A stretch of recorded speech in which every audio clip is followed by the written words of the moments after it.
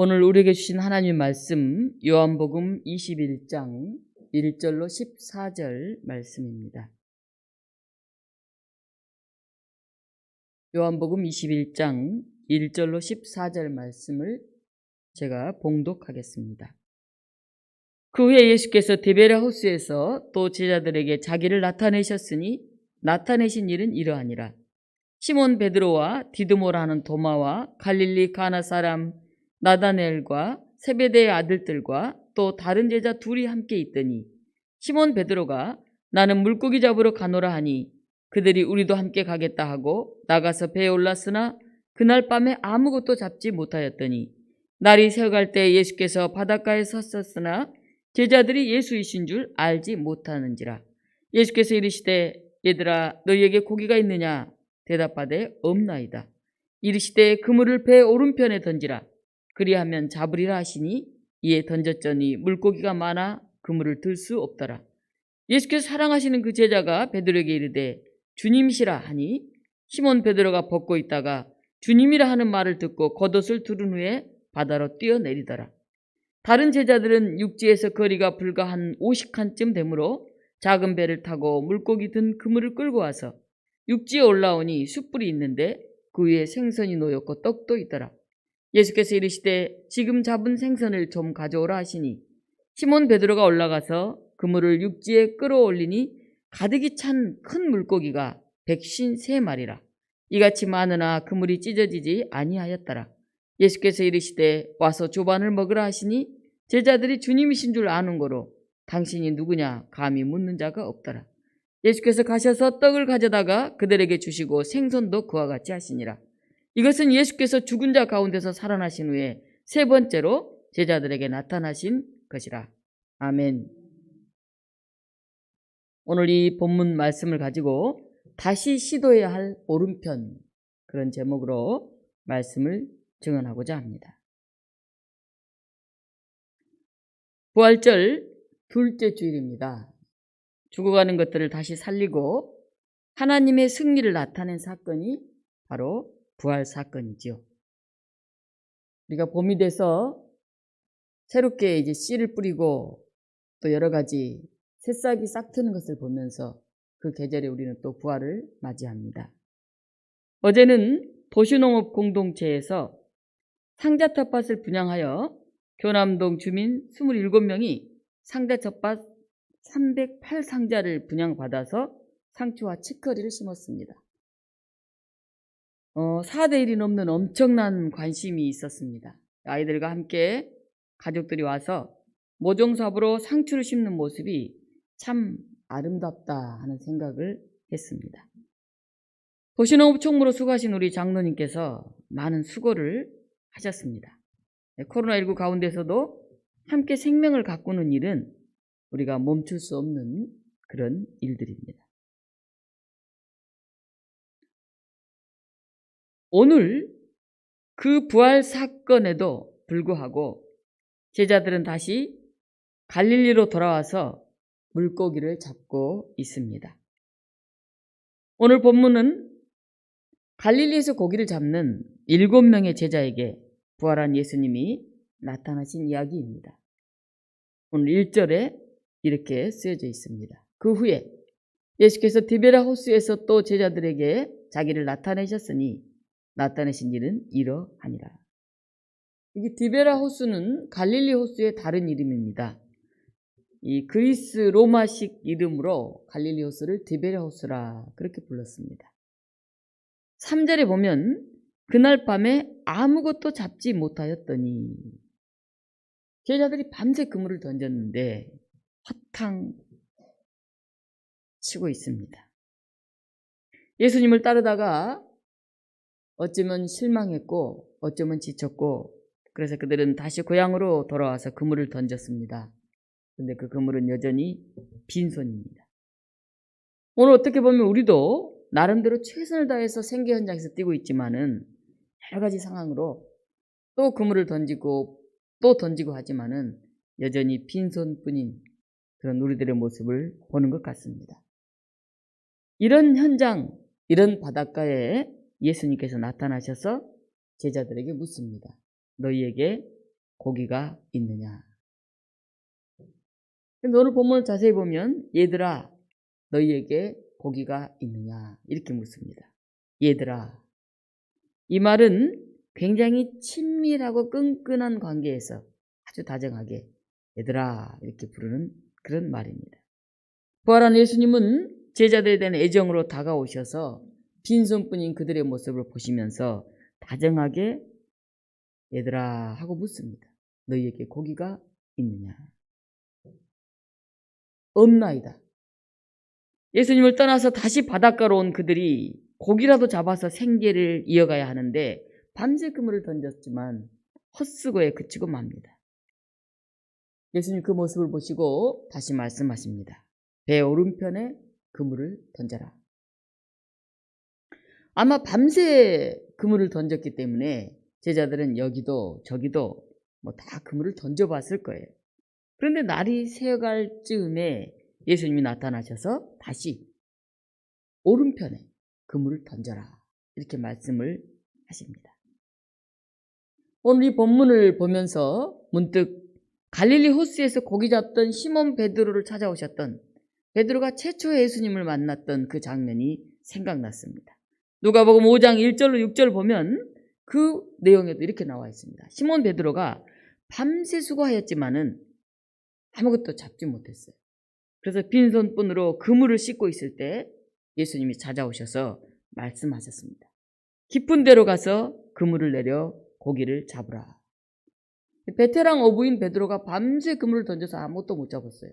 그런데 낯선 사람이 나타나서 더군다나 그물을 다 이제 배에서 내려서 그걸 다 씻고 손질하고 있는데 전문가에게 비전문가가 저 깊은 데로 가서 그물을 내려라 이렇게 말합니다.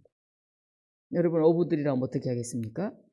아이고 내가 밤새 다 해봤어요. 아니 지금 그물 다 씻고 있는데 이제 언제 또 그걸 다시 배에 싣고 가서 또 던지란 말이요. 아마 대부분 그렇게 얘기를 할 것입니다. 누가복음 5장 5절로 7절에 보면 시몬이 대답하여 이르되 선생님 우리들이 밤이 새도록 수고하였으되 잡은 것이 없지만은 말씀에 의지하여 내가 그물을 내리리다 하고 그렇게 하니 고기를 잡은 것이 힘이 많아 그물이 찢어지는지라. 이에 다른 배에 있는 동무들에게 손짓하여 와서 도와달라 하니 그들이 와서 두 배의 채움에 잠기게 되었더라. 엄청난 일이 일어난 거죠. 밤새 그물을 내렸지만 아무것도 못 잡았는데 한 낯선 사람이 깊은 데 한번 가서 그물을 내려봐라. 그러니까 그걸 듣고 순종한 베드로 참 신기하죠. 아마 이 베드로는 이분이 범상한 분이 아니다 하는 생각을 했던 것 같습니다. 자기 배에 가득 차고 옆에 있는 배까지 두 배에 차고도 넘칠 만큼 어마어마한 고기가 잡혔습니다. 베드로는 엄청난 전율을 느꼈습니다. 아, 이분이 보통 분이 아니구나. 그리고 베드로는 예수님 앞에 무릎을 탁 꿇고 주님, 저는 죄인입니다. 저를 떠나주십시오. 고백을 합니다. 그때 예수님이 시몬에게 말씀하십니다. 무서워 말라. 이제 후로는 내가 사람을 취하리라. 마태복음에는 나를 따라오라. 내가 너희를 사람 낚는 어부가 되게 하리라. 이렇게 말씀하셨습니다. 자, 그 말씀에 따라서 베드로는 집과 그물을 뒤로 하고 예수님을 3년간이나 따라다녔습니다. 그리고 지금 다시 베드로는 바닷가에 서 있습니다. 사람 낚는 어부가 되지도 못했고 많은 고기를 잡고 있지도 못했고 예수님의 훌륭한 제자로 성공하지도 못했습니다. 3년 동안에 어찌 보면 허무했던 그 꿈 많았던 그걸 다 내려놓고 지금 다시 바닷가에 있습니다. 그런데 여전히 아직도 베드로는 허탕입니다. 우리가 이 세상을 살면서 이런 상황 속에 놓일 때가 많이 있습니다. 예수님을 믿고 주님을 따르겠다고 결단하고 그 길을 가다가도 우리가 사는 게 너무 힘들어서 또 앞이 잘 보이지 않아서 그냥 다시 포기하고 예전 자리로 돌아옵니다. 예수님이 우리에게 주신 소명이 물거품이 될 수도 있는데 이렇게 살면 안 되지, 이러면 안 되지. 그걸 알면서도 우리가 결심을 저버리고 슬그머니 그저 그렇게 옛자리에 서 있을 때가 있습니다. 그런데 돌아간 그 자리도 또 여전히 빈손뿐이어서 어떡하나. 이런 마음을 간직할 때가 있습니다. 오늘 예수님께서 이 부활절 둘째 주일에 우리 독립문 교회에 오셔서 우리들에게 다시 질문을 던집니다. 너희에게 고기가 있느냐? 하고 주님이 다시 질문을 던집니다. 여러분의 그물에는 무슨 고기가 있습니까? 여러분의 내렸던 그 열심히 나름대로 일한다고 했던 거기에는 지금 무엇이 들어있습니까? 아마 우리도 제자들처럼 없습니다. 아무것도 없습니다. 라고 힘없이 그렇게 얘기하고 있지는 않을까요? 오늘 주님이 다시 우리에게 말씀하십니다. 그물을 배 오른편에 던져라. 그리하면 잡으리라. 이렇게 말씀하십니다. 베드로에게 주신 부활하신 주님의 말씀입니다. 아마 주님은 이런 말씀을 하고 싶으셨던 것 같아요.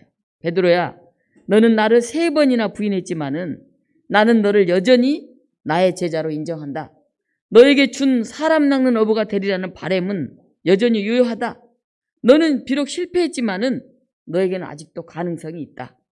내게 있는 그 불씨를 되살릴 수 있고 나는 너를 통해서 그 일을 하고 싶다.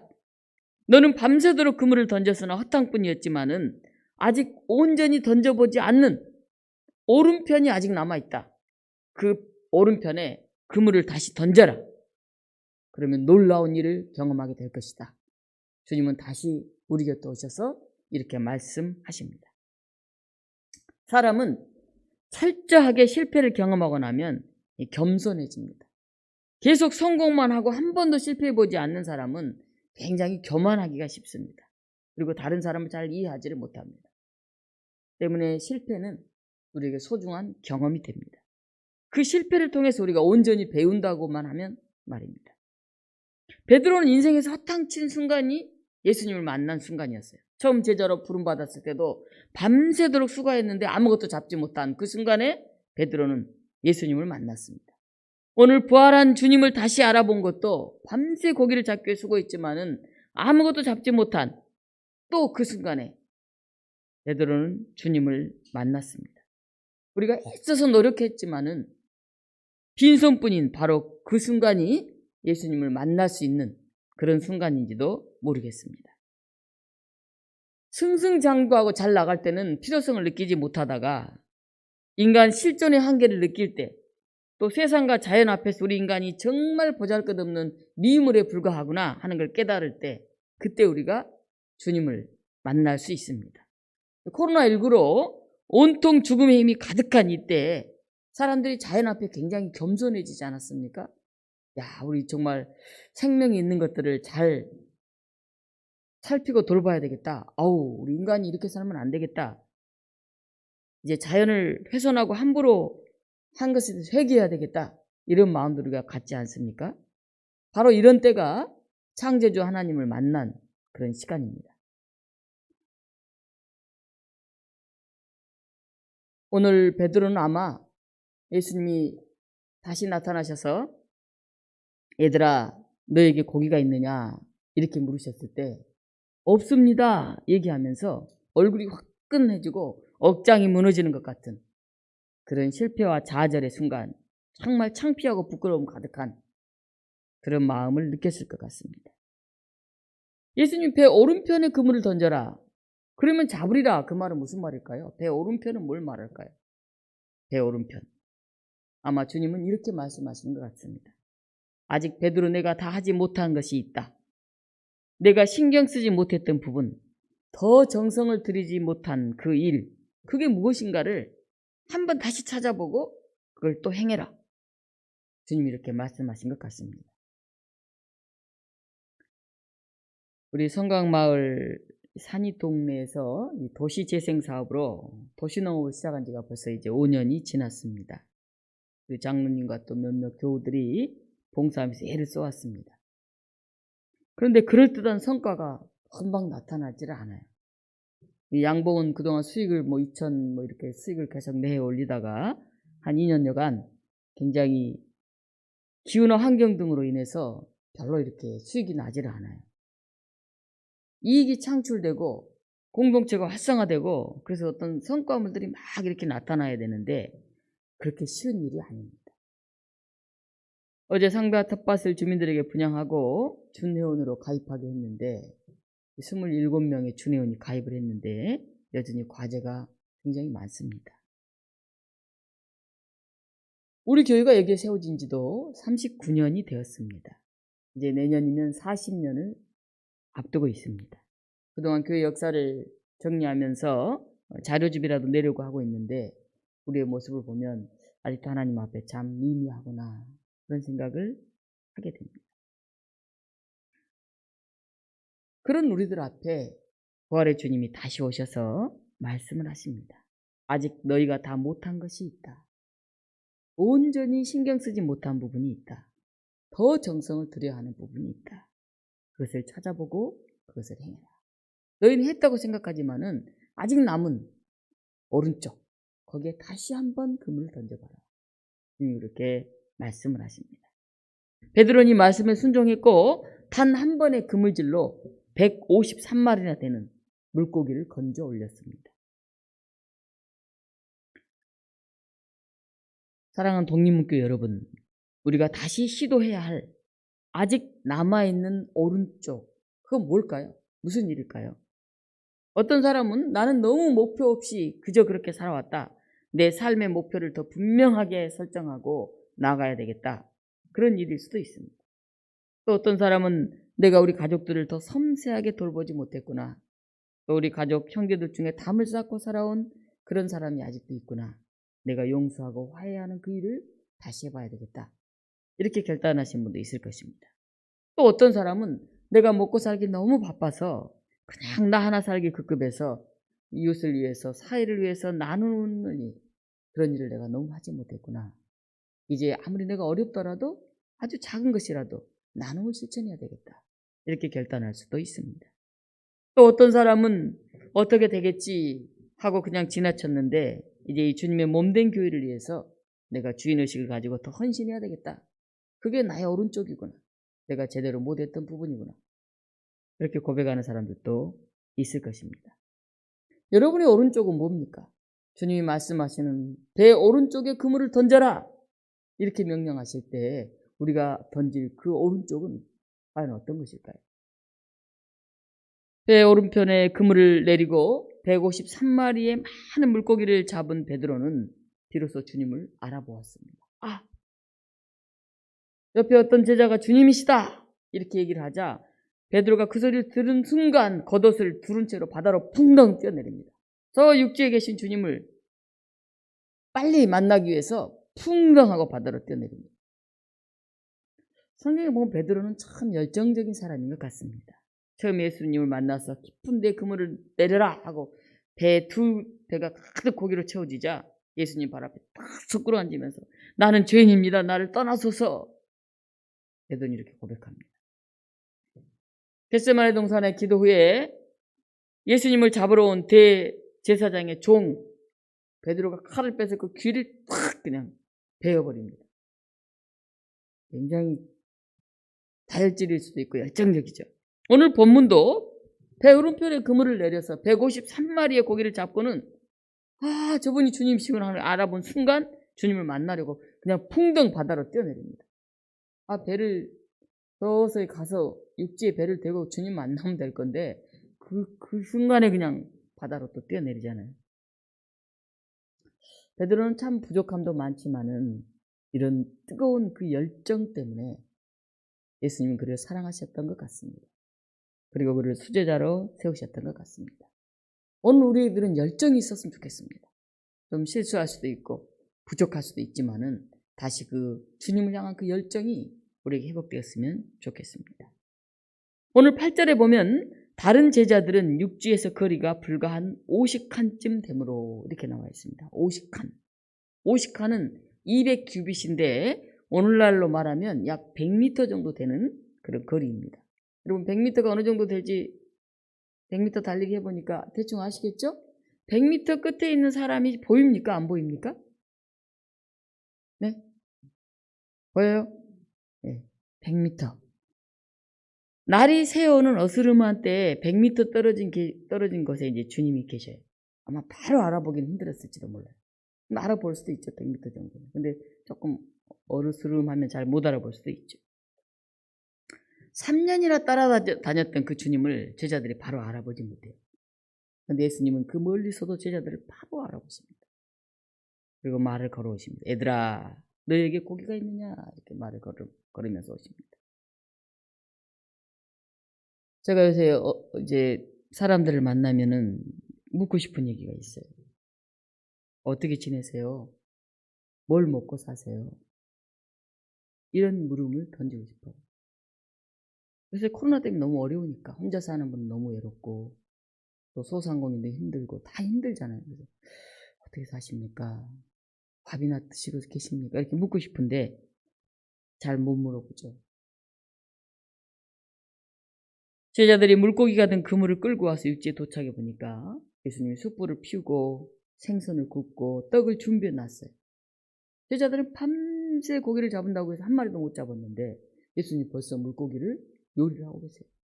그리고 물고기를 잡은 거 가져오라고 그러셔요. 우리들은 특별한 순간에 대단한 모습으로 주님을 만나려고 합니다.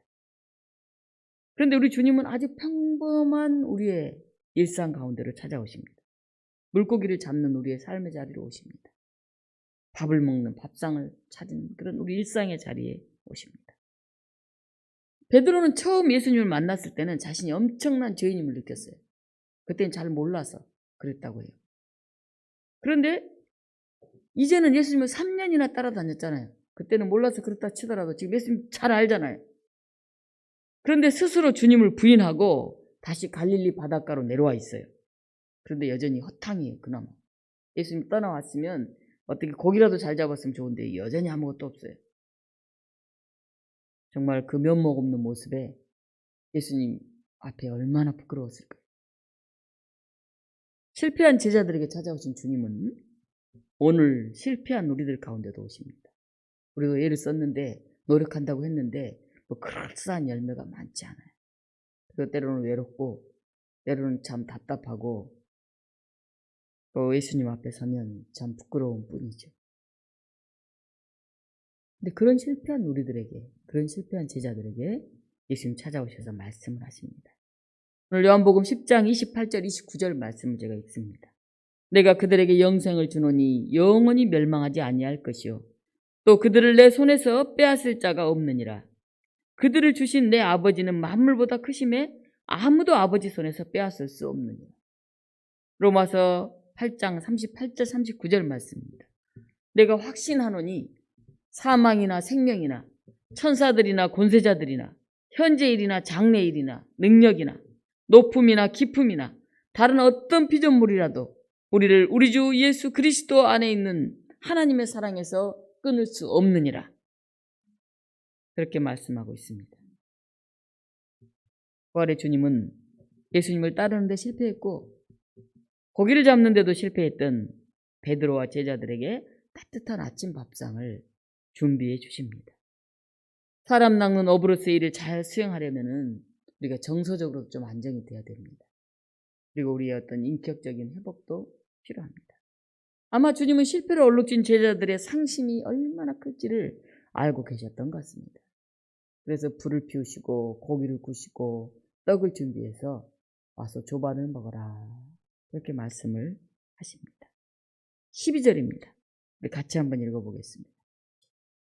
21장 12절 예수께서 이르시되 와서 조반을 먹으라 하시니 제자들이 주님이신 줄 아는 거로 당신이 누구냐 감히 묻는 자가 없더라. 여러분 와서 조반을 먹으라 그런 예수님이구나 알았어요. 갔어요. 여러분 같으면 어떻게 하시겠습니까? 네?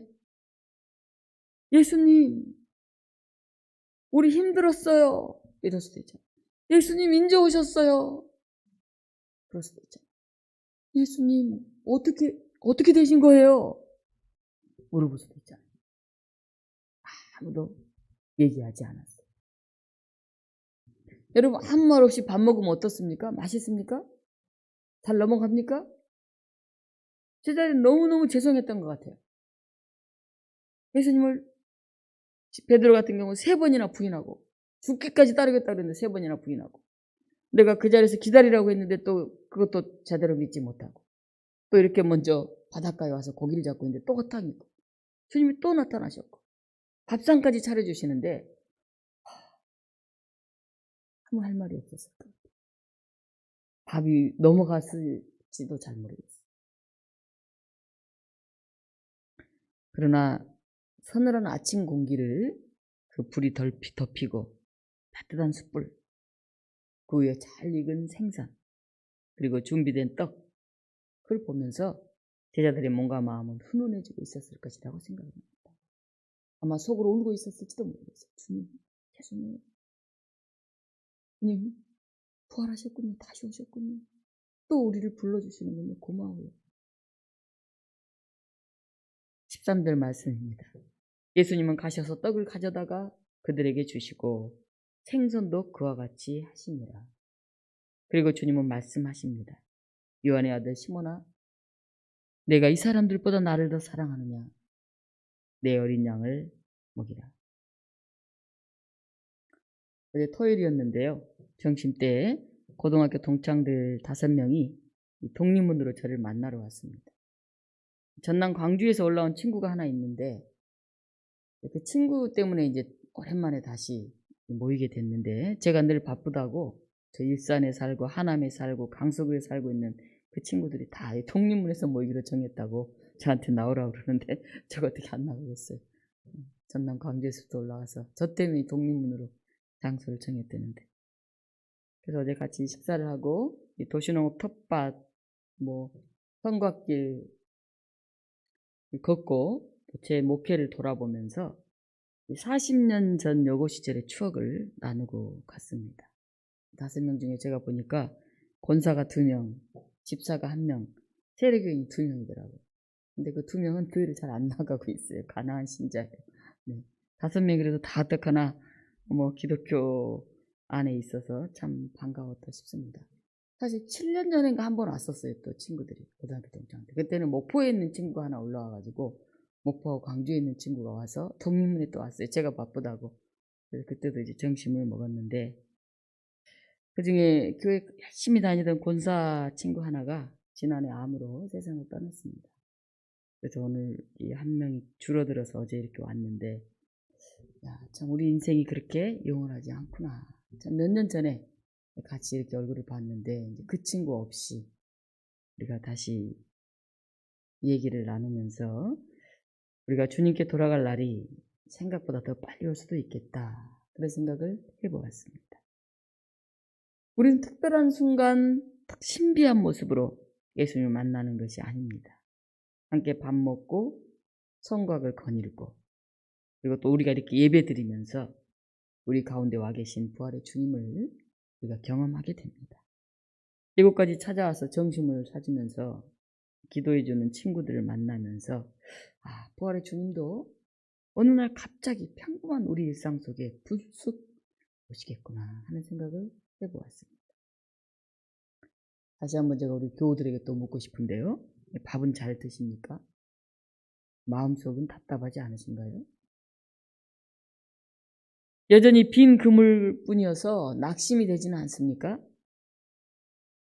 코로나19로 함께 밥을 먹으며 더 깊은 이야기를 나누지 못해서 못내 답답하고 안타깝습니다. 또 몸이 불편해서 예배를 드리지 못하고 있는 그런 우리 교우들을 생각하면 마음이 무겁습니다. 그러나 부활의 주님께서 오늘 또 우리 곁에 찾아오셔서 따뜻한 밥상을 준비하시면서 그래, 다 안다. 부끄러워하지 말고 힘내라. 내가 너를 사랑한다. 그리고 너희들도 내 어린 양을 돌보아다오. 이렇게 말씀하고 계심을 기억할 수 있기를 바랍니다.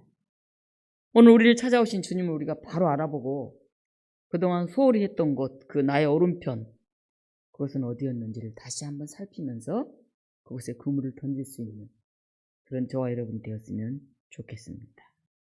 내 어린 양을 먹이라, 내 양을 치라 하신 주님의 명령에 순종하면서 우리가 가는 곳곳마다 예수님처럼 따뜻한 밥상을 준비해서 하나님 나라의 축제를 즐기고 사람들을 위로하는 그런 살만 나는 공동체들을 만들어갈 수 있기를 간절히 축원합니다. 좋으신 하나님, 봄이 왔는데 우리의 마음은 여전히 찬바람이 불고 있습니다.